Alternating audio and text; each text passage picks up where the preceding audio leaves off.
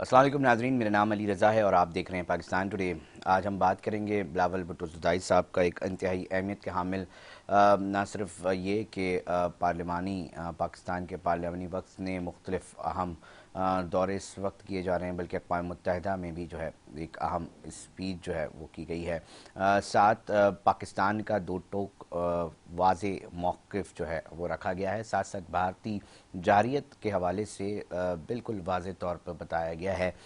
اس speech کے دوران بلاول بھٹو صاحب جو ہیں وہ یہ بھی کہتے دکھائی دیے کہ جی مودی جو ہیں وہ نیتن یاہو کی ایک پور کاپی ہے، اور ان تمام گفتگو، ان تمام معاملات جس میں کشمیر کا مسئلہ بھی اٹھایا گیا، اس حوالے سے کیا عالمی دنیا کو جو بتانا مقصود ہے بھارتی جارحیت، اس میں ہم کتنے فیصد کامیاب ہو رہے ہیں، اور انٹرنیشنلی کس طرح لابنگ اس وقت پاکستان کو کرنے کی ضرورت ہے تاکہ واضح موقف جو ہے وہ جا سکے، اور مودی سرکار جو کہ اس وقت انتہا پسند ہندو اور مذہبی طور پہ شدت پسندی کے طور پہ اس وقت اپنے ہی ملک کے اندر جانی جا رہی ہے، تو اس سرکار کو عالمی سطح پر کیا رجسٹرڈ کروایا جا رہا ہے اور اس میں کتنی کامیابی ہو رہی ہے، ان تمام معاملات کے اوپر آج ہم بات کرنے کی کوشش کریں گے اور جاننے کی کوشش کریں گے۔ منور صاحب ہیں، مختلف عالمی امور کے اوپر جو ہے وہ گہری نگاہ رکھتے ہیں، انہوں نے ہمیں ٹیلی فون لائن پہ جوائن کیا ہے، بہت شکریہ منور صاحب۔ سب سے پہلے یہی جاننا مقصود ہے، یقینی طور پہ اس دورے کو اہم قرار دیا جا رہا ہے اور اس سپیچ کو جو کہ ایک بیانیہ ہے، ایک پاکستان کا موقف ہے، آپ کی نظر میں کیا موقف جو اختیار کیا گیا، اس سے جو نتائج لینا مقصود تھے، آپ سمجھتے ہیں بلاول صاحب نے اس کو پورا ایمانداری کے ساتھ اور بہتر انداز میں جو ہے وہ سامنے لے کر آئے ہیں؟ جی، شکریہ آپ کا۔ سب سے پہلے تو میں آپ کو یہ کہوں کہ دو مرحلے ہوتے ہیں، ایک ہوتا ہے جنگ کا اور دوسرا مرحلہ ہوتا ہے سفارت کاری کا۔ تو اب جنگ تو ہم نے بڑی کامیابی سے لڑی اور بہت زیادہ کامیابی بھی حاصل کی، تو یہ جو دوسرا مرحلہ ہے اب وہ ہمارے سامنے درپیش ہے، اور اس میں کوئی ایک ملک انوالو نہیں ہے، ساری دنیا ہمارے سامنے ہے۔ تو بلاول بھٹو جہاں پر گئے ہیں وہ تو گڑھ ہے ساری دنیا کی سفارت کا، یعنی امریکہ۔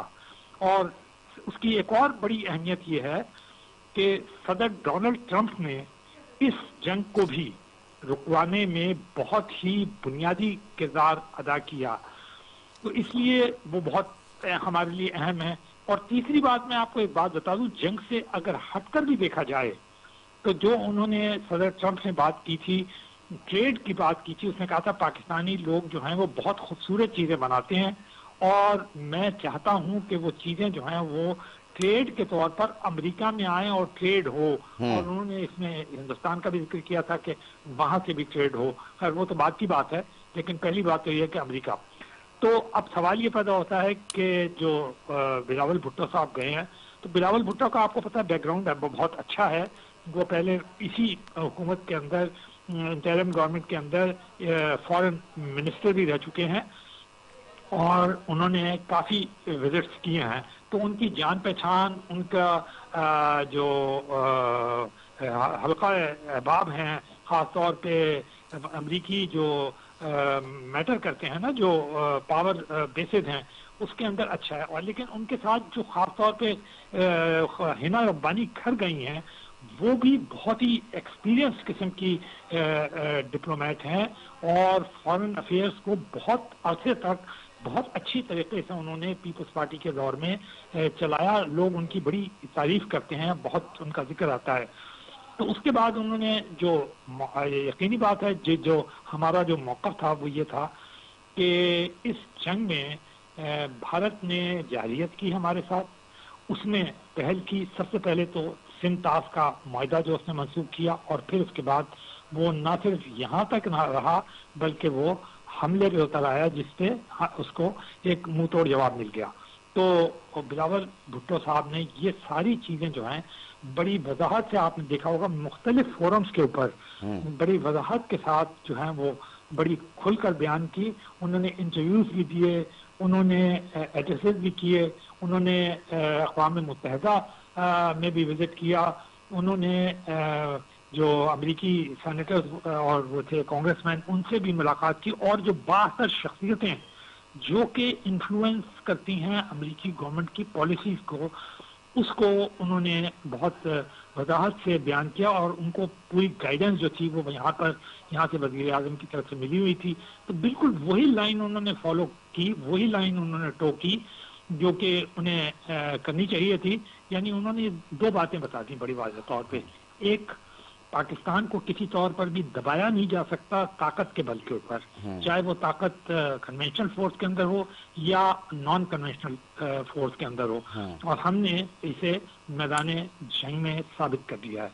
دوسری بات یہ ہے کہ جو پانی کا مسئلہ ہے وہ بھی پاکستان کے لیے جو ہے وہ بہت موت اور زندگی کا مسئلہ ہے، اور اس میں ورلڈ بینک اور بڑے ادارے شامل ہیں. ورلڈ بینک کا شامل ہونے کا مطلب یہ ہوتا ہے کہ امریکہ بھی اس میں شامل ہے، برطانیہ بھی اس میں شامل ہے، اور دیگر بڑے ممالک بھی شامل ہیں. تو انہوں نے کھل کے، لیکن انہوں نے جو سب سے اہم بات کی میں سمجھتا ہوں وہ یہ تھی کہ انہوں نے کہا کہ پاکستان ایک امن پسند ملک ہے، اور مذاکرات کے علاوہ کسی بھی چیز کا کوئی حل نہیں ہے، جنگ کوئی حل نہیں ہے کہا. تو انہوں نے یہ پیغام پھر، یعنی وہی وزیر اعظم والا پھر دوہرایا، کیونکہ وزیر اعظم بھی بار بار یہ دوہرا رہے ہیں کہ پاکستان چاہتا ہے کہ مذاکرات ہوں، پامانی مذاکرات ہوں، جس میں کشمیر بھی شامل ہو، چنتاز بھی، اور ٹریڈ بھی شامل ہو، اور دہشت گردی بھی اگر ضرورت ہے سر وہ بھی شامل منور ہو، یا صاحب اور بھی کوئی مسئلہ. اس حوالے سے بھی بتائیے گا، کیونکہ اسرائیل کے حوالے سے، اسرائیلی جارحیت کے حوالے سے جو سلسلہ ہے وہ پوری دنیا میں عیاں ہو چکا ہے. اس معاملے کے اندر، اس اسپیچ کے اندر بھارت کو، مودی سرکار کو اور باقاعدہ نام لے کر انہوں نے کہا کہ جی یہ نیتن یاہو کی نا ایک پور کاپی ہیں. اس بیان کو کس طرح دیکھتے ہیں؟ کیونکہ ایک انتہائی اہمیت کا حامل تہذیبی وار کیا گیا ہے، اور ہم یہ سمجھتے ہیں کہ یہ صرف بیان نہیں بلکہ اس کے پیچھے ایک بہت بڑا نقطہ شامل ہے. کہ دیکھ لیجئے جس طرح اسرائیل دنیا کے سامنے جس صورتحال کا سامنا کر رہا ہے اس وقت، دنیا اس کے اوپر کیا بات کر رہی ہے، اسی حوالے سے آج مودی سرکار بھی اسی نام سے جانی جا رہی ہے. اس سے کیا فوائد حاصل ہو سکیں گے پاکستان کو؟ دیکھیے، میں یہ سمجھتا ہوں کہ جو بلاول بھٹو نے جو کمپیرزن ڈرا کیا ہے وہ تو بڑی حد تک بالکل درست ہے. غزہ کے اندر جو کچھ ہو رہا ہے، جس قسم کے مظالم ہو رہے ہیں، اس سے تو ساری مسلم امہ جو ہے وہ بہت زخمی ہے.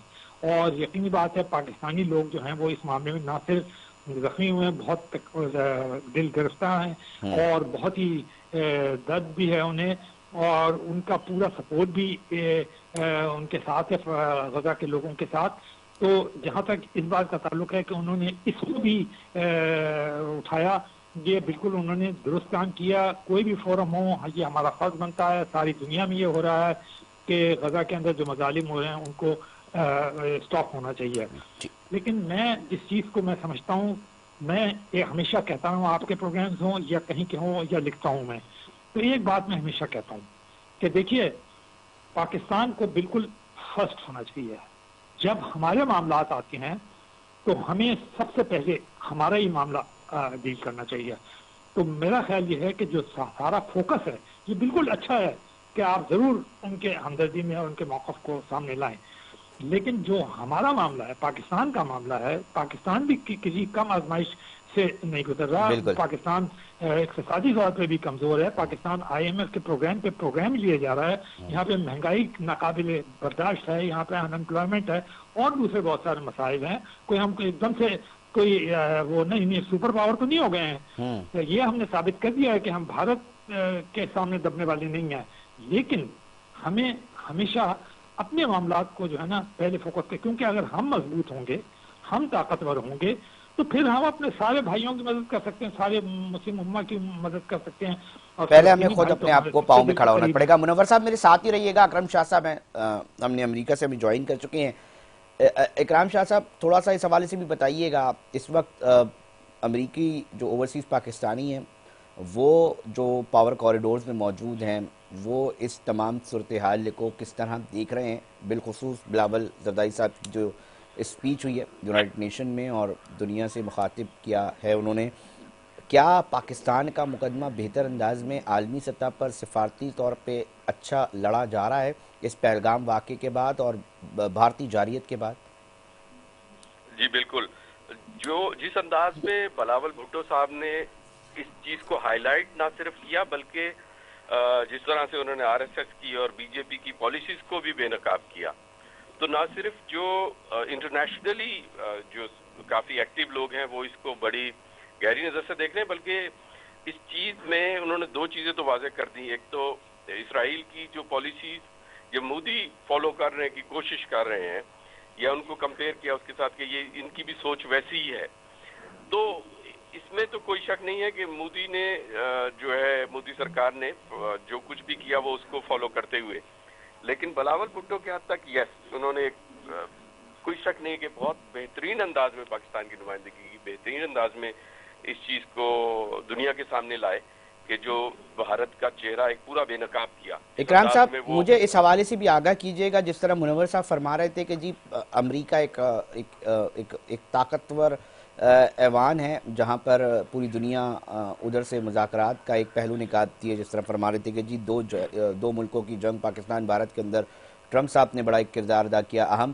اسی طرح امریکہ میں موجود جو پاکستانی پاور کوریڈورز اور ان اشرافیہ اور اس سسٹم کے ساتھ جو ہے وہ منسلک ہیں یا قریبی سمجھے جاتے ہیں، ان کو کیا کردار ادا کرنا چاہیے، اور وہ اس وقت ان کو کوئی پلان دیا گیا ہے، وہ کسی پلان کے مطابق کوئی کام کر رہے ہیں، کوئی ایسا سلسلہ آپ سمجھتے ہیں امریکہ میں بیٹھ کر کہ جی اوورسیز پاکستانی وہ پاکستانی جو اپنی سیر رکھتے ہیں اس حوالے سے وہ اپنا کوئی کردار ایک منظم انداز میں سفارتی سطح پر ہوتے دکھائی دے رہا ہے آپ کو؟ کس سطح پر ہو رہا ہے؟ تھوڑا اس حوالے سے بھی آگاہ کیجئے گا. جی بالکل، بڑا آپ نے نا تفصیلی سوال ہے، لیکن اس میں کافی جو اہم بات وہ آپ نے کی وہ یہی ہے کہ جو اوورسیز ہیں وہ اپنا کیا کردار ادا کر سکتے ہیں، خاص طور پہ پاکستانی ایسی کسی بھی صورتحال میں جو خاص طور پہ پاور میں ہیں، جس جگہ پہ بھی ہیں اور جو موجودہ ٹرمپ گورنمنٹ کے ساتھ ہے. ایسا یقیناً اوورسیز پاکستانی بھرپور انداز میں کوشش تو کرتے ہیں، لیکن یہ سارا ڈیپینڈ کرتا ہے. جیسے بلاول صاحب ابھی آئے تشریف لائے، انہوں نے اپنا کردار ادا کیا بہترین انداز میں، لیکن اتنا کر نہیں پاتے اوورسیز پاکستانی جس انداز میں چاہیے کرنا، یا کہہ لیجئے کہ پاکستان کی گورنمنٹ چاہے وہ کوئی بھی ہو.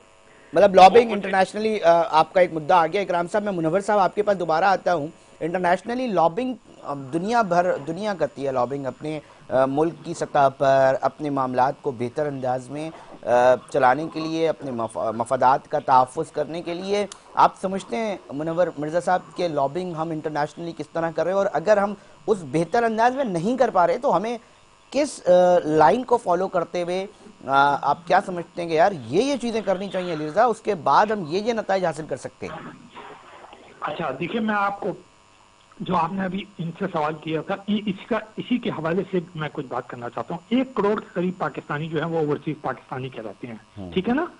زیادہ تر اس میں 60% سے زیادہ جو ہیں 65% جو ہیں وہ خلیج کے ممالک میں رہتے ہیں، اور باقی جو ہیں شاید 30% کے قریب جو ہیں وہ امریکہ میں اور برطانیہ میں اور یورپ میں رہتے ہیں. امریکہ میں تقریباً پاکستانی جو ہیں ان کی کل تعداد جو ہے وہ 5 سے 7 لاکھ ہے، برطانیہ کے اندر 13 لاکھ ہے. اور دوسری بات میں یہ کہنا چاہتا ہوں، میں کسی اس میں نہیں کہہ رہا، لیکن مجھے کہہ دینا چاہیے، کچھ کہتے ہیں جو ہیں کھل کے بات کرنی چاہیے. کیا خیال ہے آپ کا؟ بالکل بالکل، میں چاہتا ہوں کہ کھل کے بات ہو. کہ آپ نے دیکھا ہوگا کہ جو اوورسیز پاکستانی وہاں گئے اور وہاں جا کے سیٹل ہوئے، انہوں نے اپنا وہ مکان نہیں پیدا کیا، برطانیہ میں بھی نہیں کیا اور نہ ہی امریکہ میں پیدا کیا، نہ یورپ میں پیدا کیا، جو کہ ہمارے دشمن ملک بھارت نے کیا. میں یہی دیکھیں نا، یہی منور صاحب میں اسی پوائنٹ کی طرف لے کر آنا چاہ رہا ہوں. پلیٹ فارم دیکھیں تو دیکھیے یہ چیزیں جب آپ کے پاس پیسہ ہوتا ہے اور اربوں خربوں ڈالر آپ کرتے ہیں تو امریکہ کوئی کسی کا چاچا ماما تو لگا ہوا نہیں ہے کہ وہ بیٹھا رہے گا کہ آپ کہے گا کہ جی چونکہ آپ نے یہ کر دیا تو اس لیے میں آپ کو نہیں.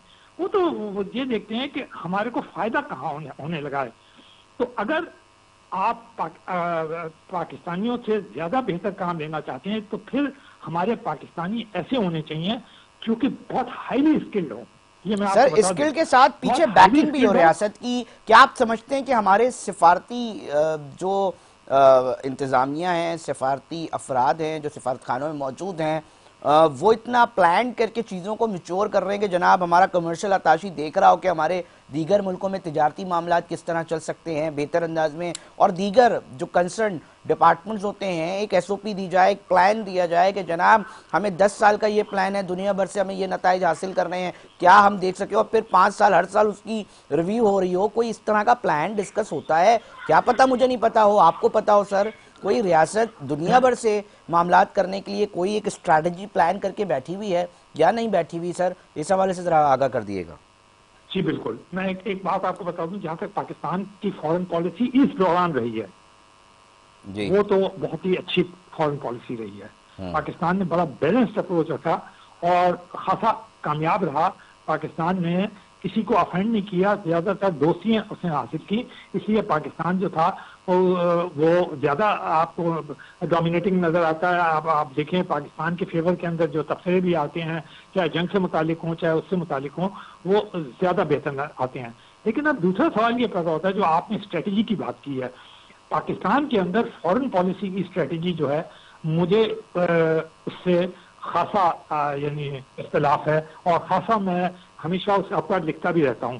پہلی بات تو یہ ہے کہ جو آپ کی فورن پالیسی ہوتی ہے وہ کچھ نہیں ہوتی سوائے اس کے کہ جو آپ کی انٹرنل پالیسی ہوتی ہے اس کا ایک ریفلیکشن ہوتا ہے. اگر آپ اندرونی طور پہ مضبوط ہیں تو آپ کی لابنگ بھی بہت مضبوط ہوتی ہے. آپ کو لوگ قدر کی نگاہ سے دیکھتے ہیں. یہ جو بار بار ایک لفظ کہا جاتا ہے نا کہ پاکستانی پاسپورٹ کی کوئی قدر نہیں ہوتی، تو پاکستانی پاسپورٹ کی قدر کون کروائے گا؟ کیا وہ جو جانے والا کروائے گا، یا وہ جو اوورسیز پاکستانی باہر رہتے ہیں وہ قدر کروائیں گے؟ نہیں. پاکستان جو خود ہے، پاکستان کے جو اپنے لوگ ہیں، پاکستانی جو اپنی قوم، پاکستان کی اشرافیہ ہے جو پاکستان چلا رہی ہے، جو پاکستان چلاتی ہے، وہ کروائے گی سر. بالکل دو رائے نہیں ہے اس کے اندر. وہ کروائیں گے. تو جب وہ اتنی مضبوطی دکھا دیں گے، ایسی پالیسیز بنائیں گے، ایسی اقتصادی پالیسیز بنائیں گے، ایسی کامیاب پالیسیز بنائیں گے، اور وہ گراؤنڈ پہ نظر آئیں گی، تو پھر آپ منور صاحب افسوس پتہ کیا ہوتا ہے، میں دیکھیں میں اوورآل منور صاحب اوورآل نا میں بہت شاندار بات کر رہا ہوں کہ جناب اس وقت جو جنگی سطح کے اندر باتیں ہوئیں اور جس طرح چیزیں چلی وہ بہت شاندار بہترین، اس پہ بات نہیں کرے، مگر ایک جنرلائز ایک پالیسی بنتی ہے ریاست اپنے آپ کو آگے بڑھانے کے لیے.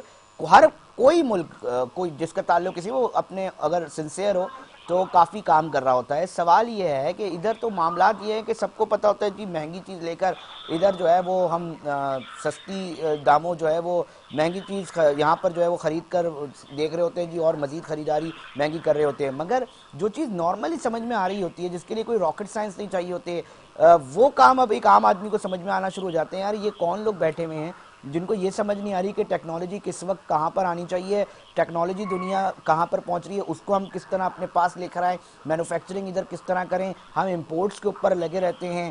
مطلب جو برینز ہیں ان کا ہم بہتر انداز میں یوٹیلائزیشن کیسے کر سکتے ہیں.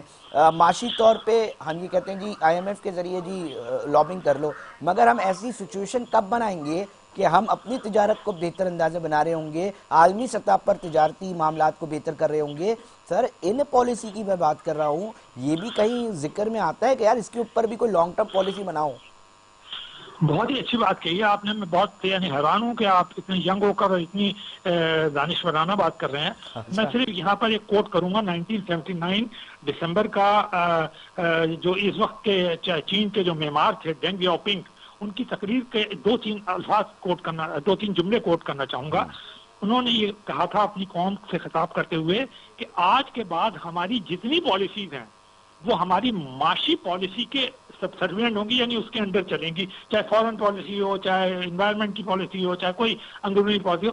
ہمیں صرف ایک کام کرنا ہے، یہ کرنا ہے ترقی، زیادہ سے زیادہ مال پروڈیوس کرنا ہے، دنیا بھر کے اندر بیچنا ہے، اور لوگوں کو اس سے امپریس کرنا ہے. اپنے امپریس کس چیز سے کرنا ہے؟ دیکھیے آپ امپریس کرتے ہیں کسی ٹھوس چیز سے، باتوں سے، بیانات سے اور لمبی لمبی باتوں سے کوئی کام نہیں ہوتا. تو ہمارے ہاں ایک جو خراب عادت ہے وہ یہ ہے کہ ہم بیانات تو بہت دیتے ہیں، بڑی اسکالرلی باتیں کرتے ہیں. ہمارے یہاں اسکالرلی قسم کے وہ بھی بہت ہیں جو یہ بتاتے رہتے ہیں کہ یہ کرنا چاہیے، وہ کرنا چاہیے. جو گزر گئے وہ بھی اب بتاتے ہیں، کل بھی بتاتے تھے، آج بھی بتاتے تھے، لیکن انہوں نے خود اپنے زمانے میں کچھ نہیں کیا.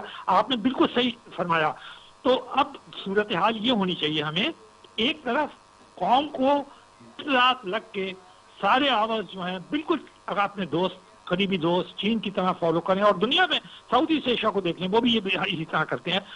वो चीज प्रोड्यूस करें। देखिए ट्रम्प ने हमें क्या ऑफर किया है, उसने हमें कहा ट्रेड, आप भी कहते थे ना हमें एड नहीं चाहिए, ट्रेड नहीं चाहिए, तो उसने खुल के कह दिया आइए ट्रेड कीजिए। अब आप जब ट्रेड करने के लिए जाएंगे तो वो खुश होगा, यकीनी बात है, आपकी साख बढ़ेगी, आपकी लॉबिंग होगी, सारी दुनिया में आपका माल जब देखेंगे अच्छा ये पाकिस्तानी माल है तो वाह वाह करेंगे।